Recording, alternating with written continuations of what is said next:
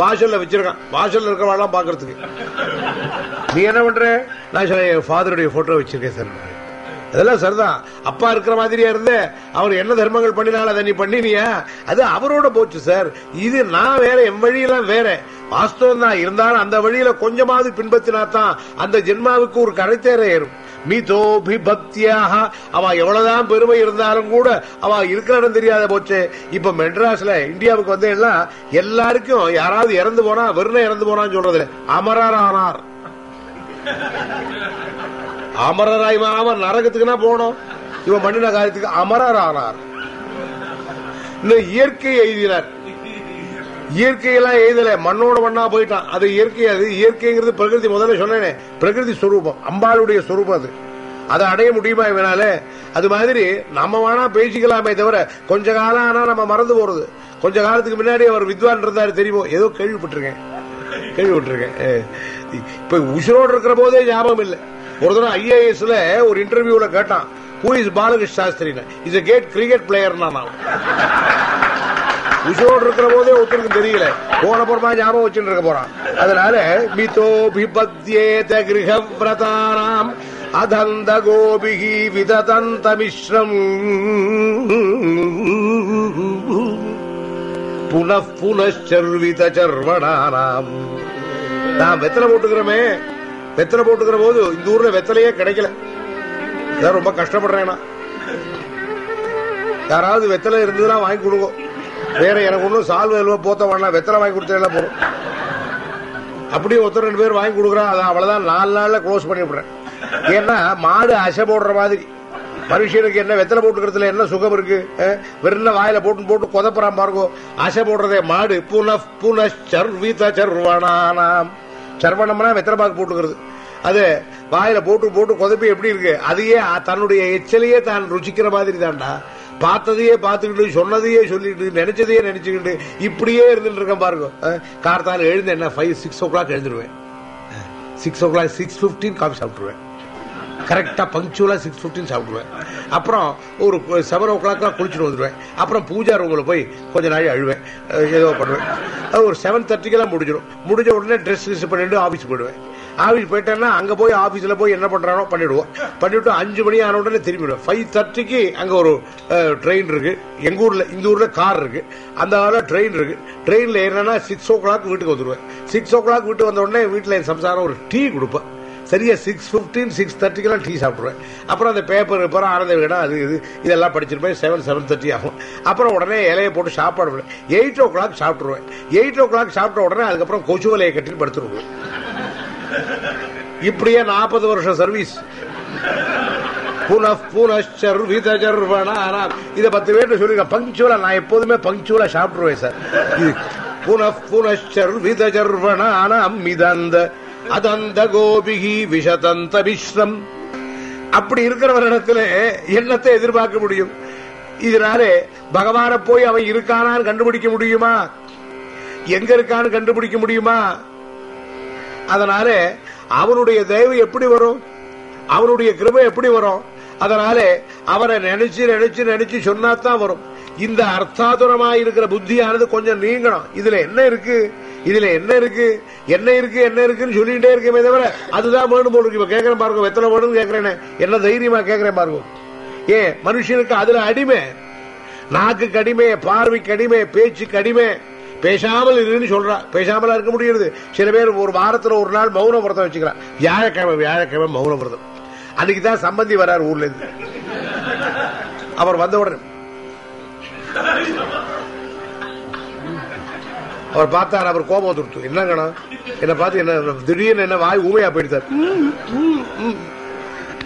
சில பேர் சாப்பிடுற போது மௌன விரதம் வச்சுப்பான். ரொம்ப கஷ்டம். முன்ன அங்க இந்தியாவெல்லாம் பரமாரித்தானே சாப்பிடுவோம். இப்ப மாதிரி எடுத்து போட்டு சாப்பிடுறது இல்ல.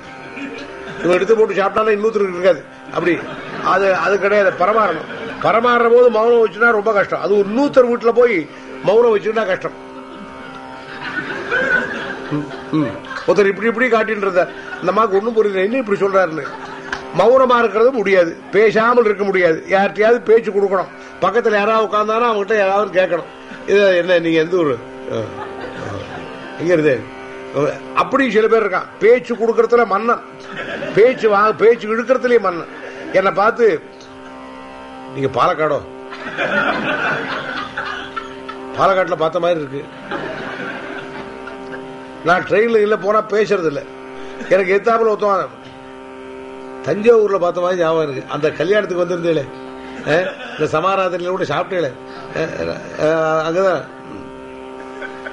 மெட்ராஸோ, நான் ஒண்ணுக்குமே பேசாத இருக்கும்போது திடீர்னு வேலூர் ஜெயில இருந்தேன். நான் வேலூர் ஜெயில இருந்த உடனே வெறுமையா இருப்பேனா, வெட்டி விடுவேன் வெட்டி. அது மாதிரி அதந்த கோபிகி விஷதந்த விஷ்ணம் புனః புனச்சர்வித சர்வணானாம், இதுல இருந்து நீங்கணும்ங்கிறார் அவர். அது வருமா? நின்னே பஜன சேயுவடலை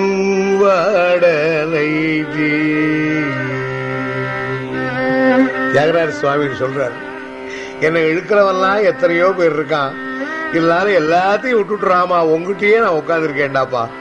அந்த ஊர்ல இருக்கிறவங்க எல்லாம் பிடிக்கல, இருந்துட்டு போட்டோம்.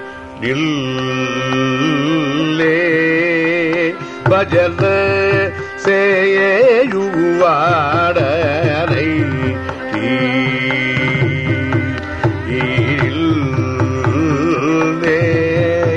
பஜன சேயுவாடலை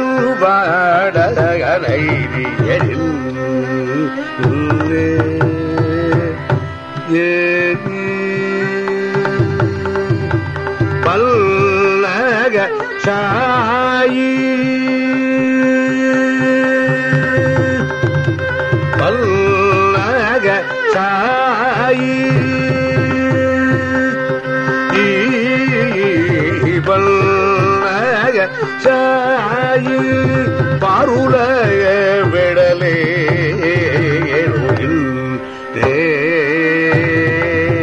பஜன சேயுவாடலை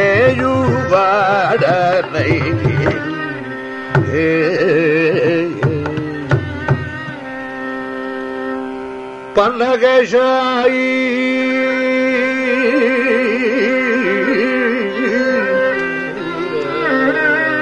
பாருல வேடலே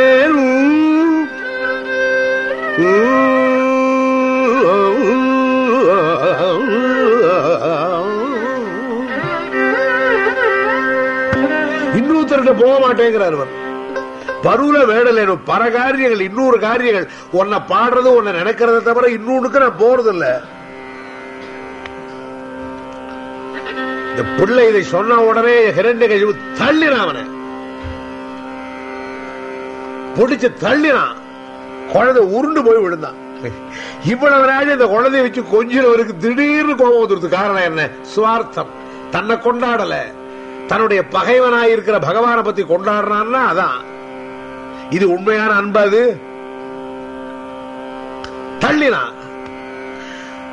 தள்ளினா திரும்பி பார்த்தா உபாத்தியாயர் பார்த்தா தொலைஞ்சோன்னு நினைச்சார். என்னங்கண்ணா சொல்லி கொடுக்கிறீர், எப்படியா சொல்லி கொடுத்த? நான் சொல்லி கொடுக்கலையே, நான் அந்த கிட்டுக்கவே போகலையே, அந்த விஷயத்தையே சொல்லலையே. எப்படி வந்தது? ஜாக்கிரதை. இந்த குழந்தைக்கு இனிமேல் படிப்பு சொல்லிக் கொடுக்கணுமானால் இது மாதிரி எனக்கு சத்ருவா இருக்கிற விஷ்ணு மாயாவியமா எப்படியாவது உள்ளே பூந்துருவான், அவன் வராதபடி சொல்லிக் கொடுக்கணும், பார்க்கலாம் போன அனுப்பிச்சார். பிள்ளை அழிச்சுன்னு போனாரு உபாத்தியாயர். பிரகலாதா, உனக்கு நமஸ்காரம் பண்றேன்டாப்பா.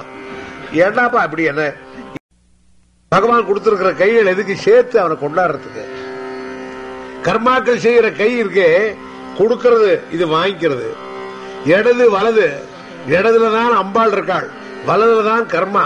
அம்பாள் என்ன பண்றா? ரிசர்வாயர் எல்லாம் வச்சு வச்சுன்னு கொடுக்குறாவ, அவர்கிட்டதான் இருக்கு. சில பேர் சம்பளத்தெல்லாம் சம்சாரத்திட்ட கொடுத்துருவான், அப்புறம் அங்கேயிருந்து வாங்கிப்பார். அது மாதிரி தேவியின் இடத்துல அம்பாள் இடத்துல கொடுத்துட்டாராம் பரமேஸ்வரன். அந்த பாதியிலே அவள் இருக்கா. அம்பாளுடைய சுரூபம் பாதி என்ன, அங்க சக்தி தேங்கி இருக்கு, அங்கிருந்து கொடுக்கிறது அது. அப்படி அந்த இடத்துல நாம் ரெண்டு கையிலே இங்கிருந்து வந்திருக்கிற இடது கைக்கு தான் வேலை கிடையாது. இடது கைக்கு எந்த வேலையும் வைக்கலையே நமக்கு. இடது கையினாலே நாம் சாப்பிடுறோமா, இடது கையினால எழுதுறோமா? சில பேருக்கு இடது கை பழக்கம் இருக்கு, ஆனால் இடது கையினாலே நாம் எந்த காரியம், தானம் கொடுக்கிறோம் ஒருத்தருக்கு, மற்ற காரியங்கள் எது வேணா பண்ணலாம். ஒருத்தருக்கு தானம் கொடுக்கிற போது இடது கையால் கொடுக்கலாமா? பூஜை பண்ற போது இடது கை லட்சணம்லாம் ஒருத்தர் லெப்ட் ஹேண்டிஸ்ட் வந்துட்டு லட்சார்ச்சனையும் போது லட்சார்ச்சனை குரூப்பா பண்றா பாருங்க. குரூப்பா பண்ற போது ஒருத்தர் உட்காந்தார். நாராயணா பக்கத்தில் இருக்கவர் சொன்னார், நீங்க அதை போடப்படாது, என்ன பண்ண வலது கை. அவருக்கு வலது கை வரல, அவர் போட்டாருன்னா பக்கத்தில் இருக்கிற மேலேயே விழுந்துட்டு இருந்தது. அது மாதிரி இடது கை பழக்கம் தான தர்மங்களுக்கு கிடையாது. காரணம் என்ன, இது வேண்டியது இல்லை, அதனால அது குறைஞ்சு போச்சுங்கிறது. வாமபாகம்ங்கிறது இடத்துல இருந்து கொடுக்கறது, அது வாமசக்தி. இது பெரிய தந்திரம், வாம தந்திரம். இப்ப அது வேண்டாம். வல்தனம் ரெண்டு கையை சேர்த்து வேணா பாசிட்டிவ் நெகட்டிவ் கரண்ட் சேர்ற மாதிரி அதுல வெளிச்சம் உண்டாருது. பரவி நின்றை தொழுதடி மணியுமாறு கண்டுதான் கவலை தீர்ப்பான் ஆவதே நீதியாய் அண்டமாம் எண்டிசைக்கும் ஆதியாய் ஜோதியாய் இருக்கிற பண்டமாய் பரம்பொருளே உன்னை வந்து சேர்வேன்கிறார் ஆழ்வார், குலசேகர ஆழ்வார்.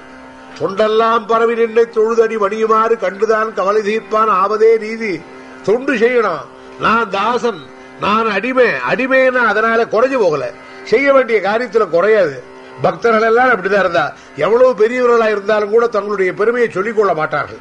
அது என்ன, இதுக்கு மேல பெரியவன் இருக்கான், பகவான் இருக்கான், அவருக்கு தாசன். நான் அடிமை, நான் எளியேன், எனக்கு ஒன்றும் தெரியாது, மை ஹம்பிள் செல்ஃப். இப்படி ஒரு பாவத்தை அடை. தாஸ்யம் சக்கியம். பகவான் உனக்கு ரொம்ப வேண்டிய தோழன் மாதிரி நினைச்சுக்கோ. ஒரு தோழனிடத்துல எவ்வளவு அந்தரங்கத்தை சொல்லுவியோ அந்தரங்கத்தை சொல்லு. அந்தரங்கத்துல அவரிடத்துல சொல்லி, அப்பா ஒரு நண்பன் மாதிரி, நண்பன் நம்ம இடத்துல கோவிச்சு கொள்ள மாட்டான், நம்ம திருத்துவான், அந்த நண்பன் மாதிரி அவன் நினைச்சுக்கோ. ஆத்ம நிவேதனம். கடைசியில ஒன்னையே அவனுக்கு அர்ப்பணம் பண்ணு. இந்த சரீரம், இந்த அந்தக்கரணம், இந்த புத்தி எல்லாம் அவருக்கு அப்படின்னு அவனை சரணாகதி அடைகிற 9 விதமான பக்தியை அப்பா நான் தெரிஞ்சுக்கிட்டேன்னு சொன்னான். கேட்ட உடனே அப்பா இப்படி வெட்டுடா, அவனை கொல்லுடான்னு கத்தி எடுத்துட்டான். பிள்ளைய கத்தி எடுத்து கொல்ற போது அவ சொன்னா, இல்ல இல்ல, வாத்தியார் ஓடி வந்தார், இல்ல இப்படி பண்ணாதீங்க, குழந்தை, சின்ன குழந்தை, எனக்கு சத்ருயாவன், முதல் பகைவன் இவன் தான். இந்த சின்ன வயசுலயே என்னுடைய பரம விரோதியா இருக்கிற அந்த விஷ்ணுவை பத்தி எப்படி பேசினா பாத்தீரா? இப்படி இருக்கிறவன் போனால் போகட்டும். உடம்புல இருக்கிற வியாதி, இந்த வியாதியை போக்குறத காட்டிலும் கையையே வெட்டி விடுவேன். சில வியாதிகளுக்கு அம்பியூட் பண்றாளோ இல்லையோ. ஒரு நாள் சொப்பனம் கண்ட இந்த ஊர்ல வந்து, நான் வந்த போது இந்த சைனஸ்னு மூக்கெல்லாம் ஒரே அடைச்சுக்கிட்டு திண்டாடினேன். அப்பா அவர் சொன்னார், இந்த ஊர்ல எது வியாதி வந்தாலும் உடனே ஆபரேஷன் தான், சர்ஜரி தான் சொன்னார். உடனே ராத்திரி சொப்பனத்துல சைனஸ் வந்த மாதிரியும் ஒரு ஆஸ்பத்திரிக்கு போற மாதிரியும் டாக்டர் வர மாதிரியும் அவர் சொன்னார், சைனஸ் don't worry about this, I will take your head off. ராத்திரி எல்லாம் பயந்து அலறின்னு உட்கார்ந்து. அப்புறம் அவ்வளவு தூரம் வியாதி வரபோது அந்த அங்கத்தையே எடுத்து விடுவோம், போனா போட்டோம் இப்படிங்கிற எண்ணத்தோடு கத்திய உருவி நிற்கிறான். உபாத்தியாயர் தவிக்கிறார், பொறுத்துங்கோ, அவரு நான் சொல்லி கொடுக்கிறேன், கோச்சுக்காதீங்க. ஆசிரியர் போனார். பா குழந்தை கவனமா கேள்றா, உபாத்தியாருக்கு தெரியாதா இப்படி இந்த புத்திரனுடைய ஒரு பெருமை தெரியாது அவருக்கு? பயத்து பொழப்பு, நீச்ச சேவனம். ஒருத்தருக்கு அடிமைப்பட்டுட்டோமானா அவன் சொல்றதெல்லாம் கேட்கணும் இல்லையா? அதனாலதான் நம்முடைய கொள்கையை விற்கப்படாது, நம்ம தர்மத்தை விற்கப்படாது.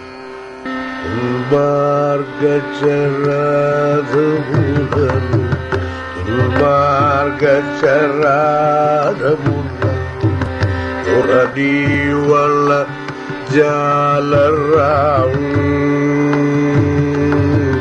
துல்மார்கச்சராம் துரதீவல்ல ஜாலராம்.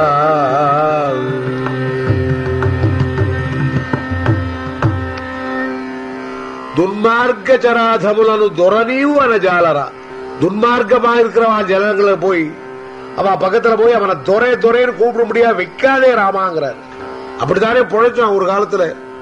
எஸ் சார், நான் வேலை செஞ்ச போது வெள்ளக்காரால் தான் எனக்கு அதிகாரிகள். அவர் what is it? Yes sir, yes sir, thank you sir, I say you are a fool, thank you sir. இப்படி எல்லாம் ஜீவனம் பண்ணினவே. துல்மார்கச்சராதமுலகு தோரணி வளஜாலராவு தர்மாத்மகவி